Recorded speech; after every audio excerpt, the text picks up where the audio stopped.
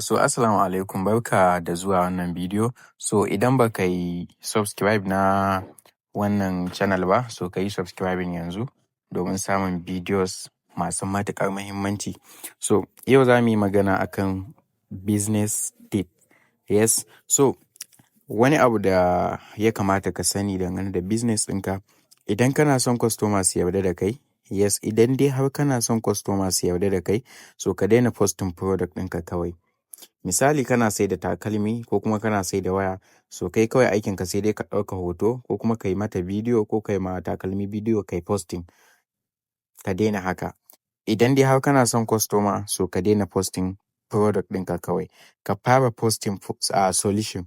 Ma'ana ka dinga nuna wa mutane wannan abin da kake saidawa, ka dinga nuna musu amfanin shi da kuma kyan shi. Misali, mutane ba sa sayan product saboda kawai ya yi kyau. Misali kana sai da takalmi ko kuma wani abu, ba sa siyan wannan kayan naka wai saboda kawai ya yi kyau.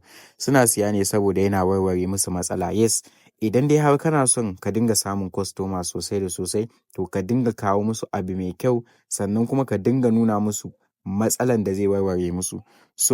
Misali, maimakon idan kana sai da takalmi ne, ka ce ga shoe mai kyau. Misali ka ce musu ga takalmi mai kyau. Kaga wannan kai kanka za ka ji abun bai yi ba. Yes, wannan bai yi ba. Amma mene ya kamata ka ce?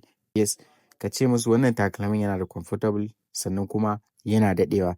Ka ga me duk wanda ka faɗa ma haka, ka gan zai ji daɗi kuma zai tabbata wannan abun zai warware mai matsalan shi na yana siyan takalmi yana saurin lalacewa. Wannan yana da kyau sannan kuma yana daɗewa. Ka ga mene ka kawo mai solution anan. Sannan ka nuna amfani. Yes, ka nuna musu amfanin wannan product ɗin naka. Ba wai kawai ka nuna musu product ɗin ba. Bayan ka nuna product ɗin, ka nuna amfanin wannan product ɗin naka. Kada ka zo kawai ka dinga posting product ɗinka. Yes, hakan bai ba. Idan ka koyi selling through value, business ɗinka zai fara girma sosai da sosai.